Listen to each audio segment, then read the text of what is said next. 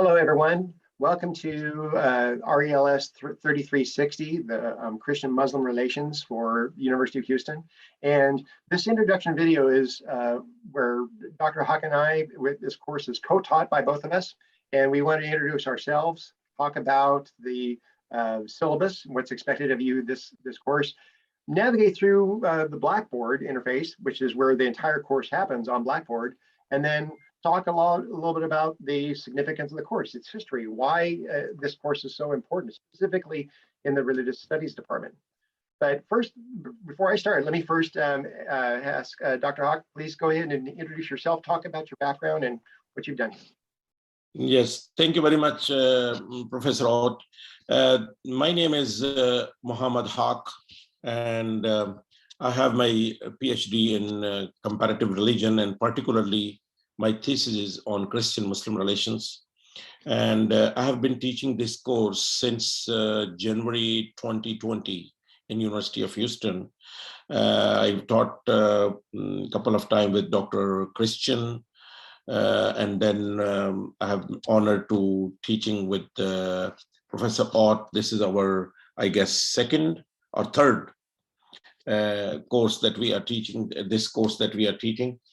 And Christian-Muslim relations is a very important course, not only with a religious studies perspective, but with an overall perspective of the world today. And we need to understand that majority of the people in the world, the biggest number are Muslims and Christians. And their relationship means a lot. Their relationship affects the world. Their relationship has an impact all over the world, and everybody gets affected.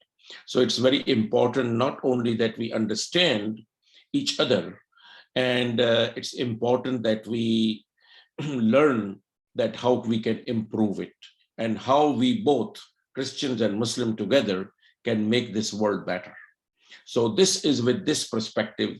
So the course does not have only, I know that you need credits for this, which you need for your degree, but look at the bigger picture, the benefit of the course outside the classroom, that it will make us more aware, it will make us more educated, and it will make us better people to interact with the other people and the other religions in this world today, which is already filled of the problems. And this mutual understanding will be very good, and you will be surprised when we will go into details that both religions, the Bible, the Gospels, as well as the Quran, is actually asking its followers to be nice and kind in relationship with the other people. And particularly since when the Quran was being revealed, Gospels and the Christians were there. So the Quran mentions Christians and Gospels, but when Jesus was there in the first century and the Gospel was being compiled, that time Quran or Muslims were not there. So you will not find directly over there, but definitely we can learn that what Jesus is preaching and what the Gospel is guiding towards treating the other people. So this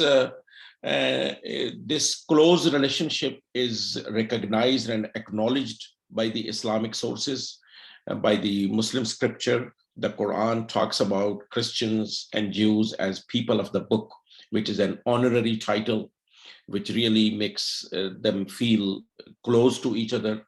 Besides that, with respect to the genealogy and going back to the family tree of Jesus and Moses and Prophet Muhammad, they are going all back to a point where they are meeting with Prophet Abraham. So in this way also, Christians and the Muslims are cousins with this perspective. So this is very important to understand, and particularly in United States, everybody lives together, and it's very important that we understand the nature of the religion. We don't want to understand it from Hollywood or from the media, but we want to understand it from the resources, and particularly our discussions will be more academic. and we will be going back to the original sources. And we will, of course, be discussing what is going on in the media and how the perspective is, but we will try to understand the points or the understanding of both the religions, particularly when it comes to interacting with each other. And this is how it will. Previously, the students had very good experience. They understood each other better, your classmates, your neighbors, other people in the city, in the town. So with this brief introduction of the significance of the course, Professor Ott will go over the Blackboard and navigation, and he will inform you that how this course format is going to work. Thank you, go ahead. No, thank you, Dr. Hawk. My name is Aaron Ott, and I've been teaching with the University of Houston for almost about 10 years now. Actually, this is my 10th year teaching for the university. And it's been a pleasure. And particularly being able to share this course with Dr. Hawk, because really one of the things that the great monotheisms of the world, Christianity, Islam, Judaism, that they have in common is they all have in common basically this two-dimensional teaching of the vertical relationship of humanity to God, and in this case they're all very distinct, but they all share in common this necessity to have the horizontal relationship, being rightly related to one's fellow humans. And so in that case, the religions are very distinct in how they all teach how one is rightly related to God, but they all speak of being rightly related to one's fellow humankind as a way of making the world better, making it so that people live in peace and are that artificial conflict it can be avoided. So understanding helps to do that. Understanding two distinct traditions, two distinct religions, particularly Christianity and Islam, the two largest religions in the world, helping them understand one another without losing their distinction, but understanding the commonalities is what helps that drive that understanding forward. And it actually winds up really being something of a greasing the wheels and being a soothing balm across relations for people wherever you find yourself. I mean, in an increasingly globalist economy, wherever the students find themselves employed, you're likely to be in a situation where different cultural differences need to be navigated, and often those are going to be religious cultural differences that you need to navigate, and oftentimes help people understand one another and yourself bring that level of wisdom to that situation. Myself, my own background, I have a master's degree in theology and from Dallas Theological Seminary, because I spent many years as a professional minister. And now I also have a master's degree in anthropology from the University of Houston. And both of those have come together for the dissertation that I'm working on right now in studying ancient religions through archaeology. So bringing these together is a way to, my way of looking at religions and seeing the commonalities across humankind. And in this case, I'm able to, in my conversation with Dr. Hawk, we talk about the distinctions of Christianity and Islam, things that are so distinct that, quite frankly, interfaith dialogue and understanding isn't helped by trying to water down either one of them. We keep that distinction, but yet we're amazed by the commonalities and the ways in which these traditions overlap, and we come away with really quite an epiphany about how much we have common ground on specific issues facing our culture now, even throughout history up until this time. So my background is being both in religion and anthropology, and this helps me, I think this helps equip me to engage the conversation in a way to really appreciate Dr. Hawk's contribution and how we're able to navigate the material both historically and theologically and culturally, navigate those differences at this time. Now, what let me do is I'm going to share my screen now and talk a little about where the entire course occurs. All of this course happens throughout the semester on Blackboard. If you may use on the syllabus that you see here on the screen, you see Dr. Hawk's email and my email, and you can use those, but what we find is that if you want to email the instructors, with the noise of all the different junk mail and different emails that we get all the time, it's possible for those to get lost. And it's not a complete guarantee that we will have gotten it. So what we do is encourage you, if you have messages or questions for the instructors, use the Blackboard messages platform over here to the left. You'll see over here on the left side, the course title. We're on the syllabus page now. There's content we'll discuss. There's discussions that you'll participate in. And over here in the messages section is where we want to encourage you to send your questions to the instructor using the messages platform. Now, Blackboard is, all of you have access to this. You can access your grades, when your assignments have been graded. All the essays and papers that will be assigned here are have their own page, and now the syllabus. Now, if you're on the syllabus, you're scrolling down with us, there's the course information here.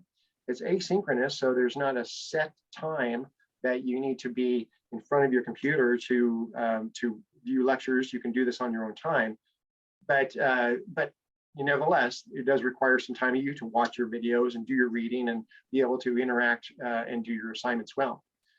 As we scroll down the syllabus, there's both the information for Dr. Hawk and myself, and the course description. And I'm not going to read these word for word, but it's up to you to make sure you're familiarizing yourself with the course description, the course objectives, but also especially to have that, make sure that you've already acquired the required texts. These are Peace Be Upon You by Carabel and A History of Christian-Muslim Relations by Goddard. There's quite a bit of reading from both of these, and those readings have specific themes associated with them that go along with where we are in the course. There are recommended texts, and there will be times when parts of the course suggest that you read selections of these authors, and it's not expected that you will buy these books, but those texts that you need to read will have been uploaded for you. So whether it be Arnold, Kaplan, so forth, and all the way down. If it's required of you for the course, it will be provided. The two required texts that you are responsible to go get are Carabel and Goddard. Now, as you look at the course, scroll down, look at the course schedule. Of course, this is week 1. We have an introduction to the course, which we're introducing ourselves now. And we'll have, each week there will be something to view, read, interact about. But this is week 1. Now, week 2 each has a specific date and assignments associated with it. Each week has a specific date and assignment. So week 2 ends on September 7th, which is a Friday, September 2nd, which is on a Friday. But and I shouldn't be using dates in case we want to reuse this video in the future, Dr. Hawk, but that's okay. The students will understand. But week 2 has the first forum. Now, the discussion forums, if you come up here to Blackboard, you have discussions here on the side, and on the discussion page, that's where you'll engage the discussion forum, where you will interact with your fellow students that way. But each of these, if you look, there's the due date and the assignment date for each week. Now, you'll see on the assignments forum, essay, and and so forth. There are 3 different types of assignments. Let me scroll all the way down to the bottom here to talk about grading. 3 different types of assignments for this course. There are discussion forums, short essays, and a final project. Now, the discussion forums, there are 2, each worth 10 points each. And therefore they are, together combined, they form 20 points, which is 20% of your grade. To keep grading simple, we just associate a point with a percentage point, and that way you know what grade you're getting as you go along in the course. But each of those forums is worth 10 points each, and we'll discuss the rules even further later on. But basically, the short version is this: you receive a point for every time you reply or post a comment on the forum. So if you post 10 or more times, you get a maximum score of 10 points. If you post 3 times, then you get a score of 3 points.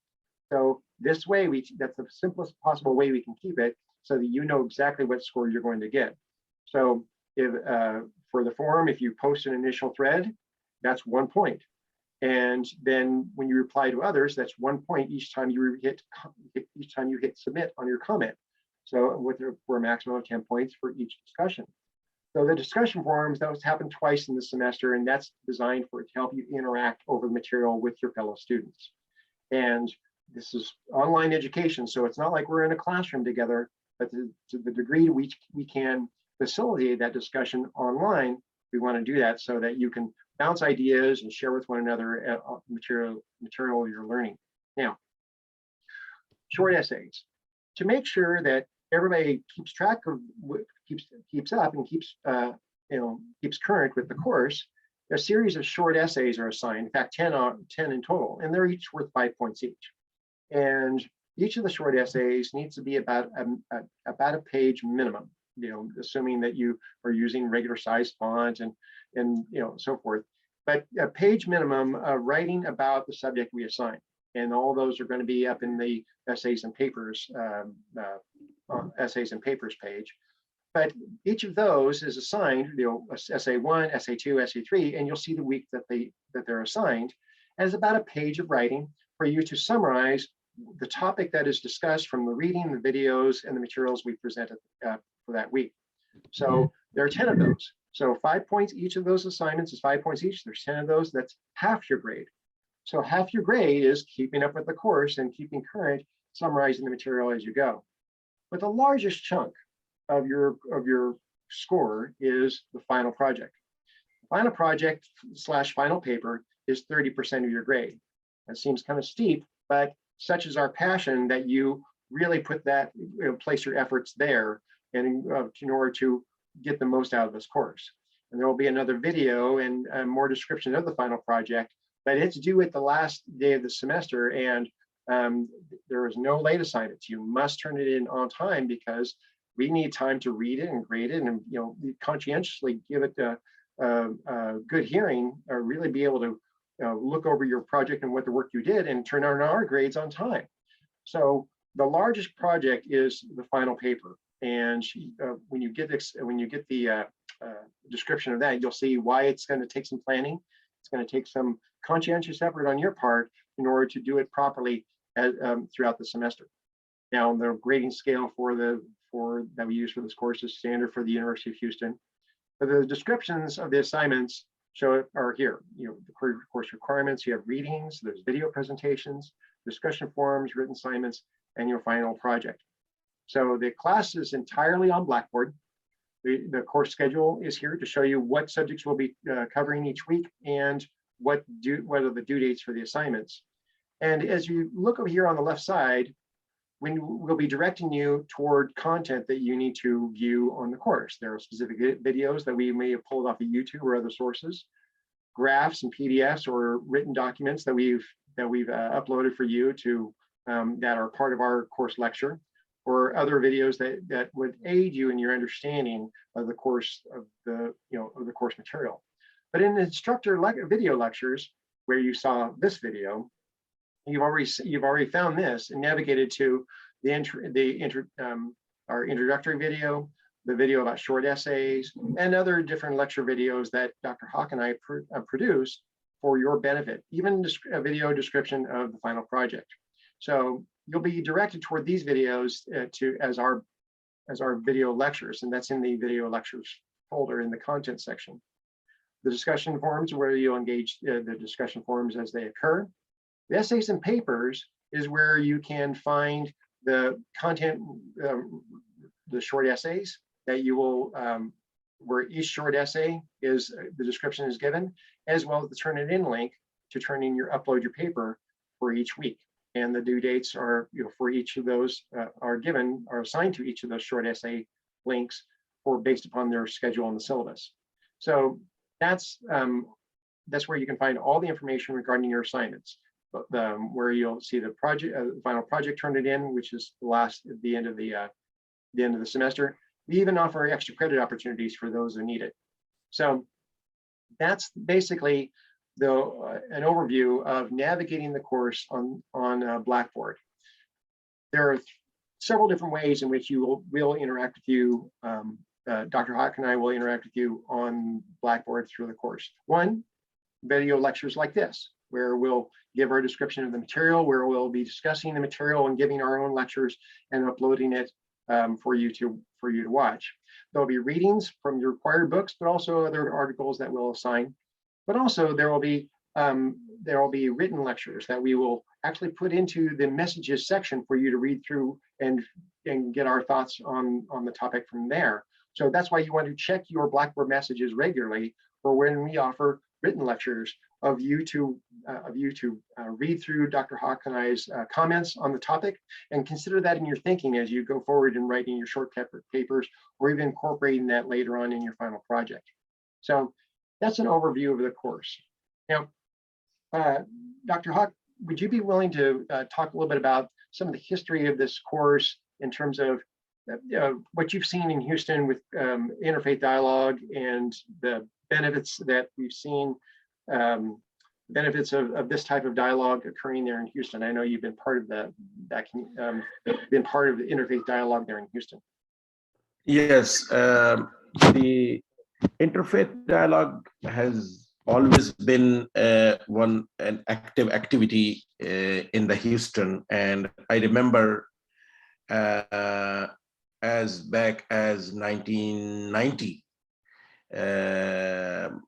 I have been to some churches where we had dialogue, and we used to have Christian ministers visiting some of the mosques.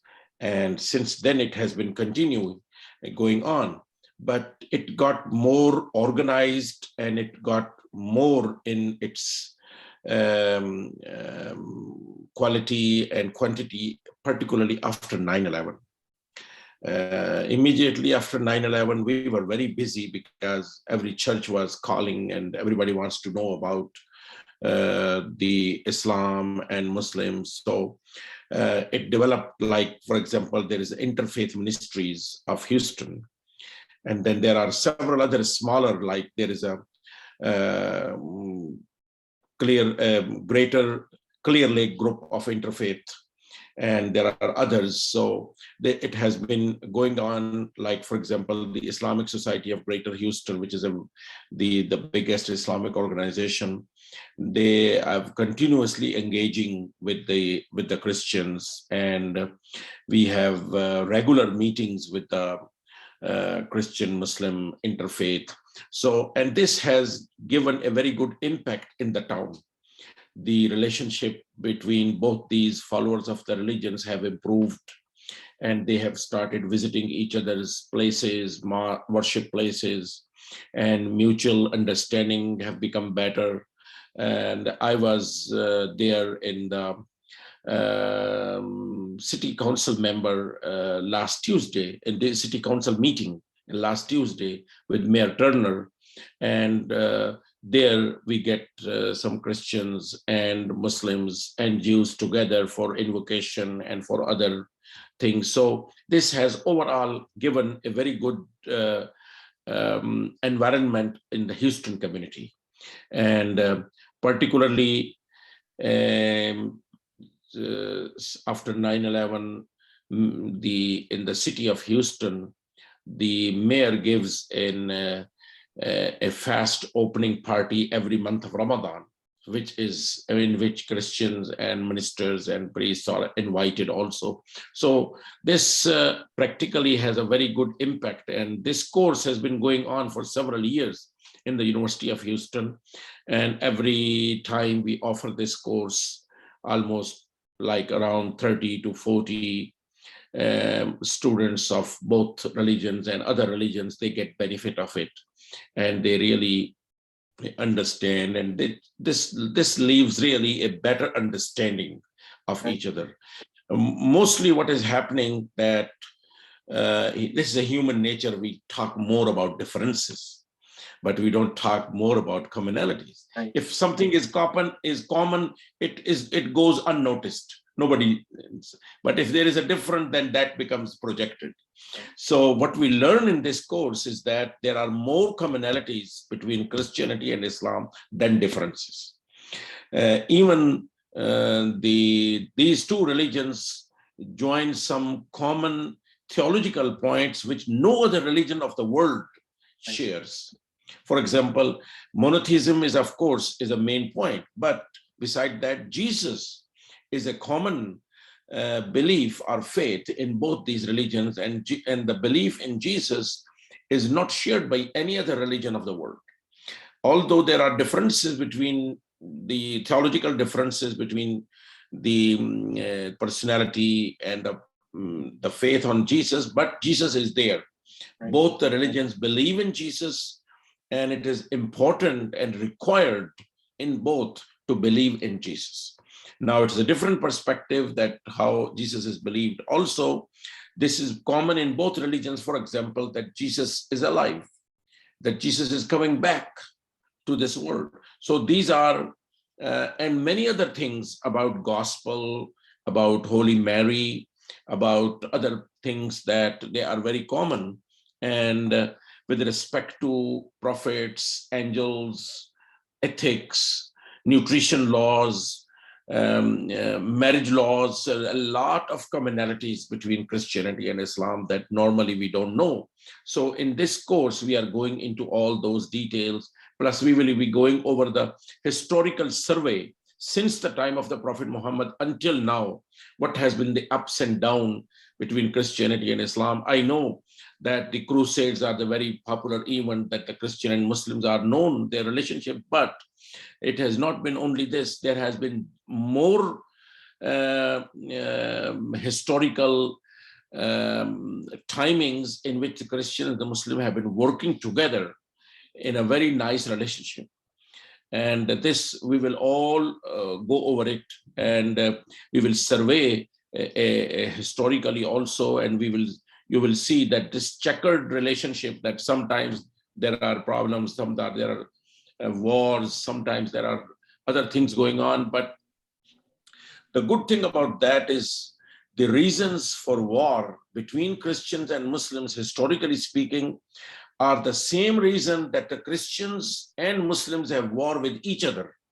Right. So these are not religious reasons, honestly speaking. These are more like political and economic reasons, which can take place anywhere between any two people or any two countries. So this is just like normal relationship reasons, not particularly. So we cannot say that Christianity or Islam has been the reason for fights or wars. So this is something that we will learn in more detail, and I'm sure Professor Ott will throw some more light on the importance of this course. Oh, absolutely. What we find is that the conflicts that have been seen in the past have been maybe cultural, political, but there really isn't anything specific about that within those religions that require that they be in conflict the way that we've seen in the past. So just on religious merits alone, actually these two peoples ought to be able to get along very well. So. But then this helps, that's what we are able to reveal and be able to see both historically, because it's happened before, and that we are able to, through dialogue like this and through courses like this, we see how it's possible for this to happen in the future as well, right? So thank you, Dr. Hawk. I'll go ahead and stop recording now.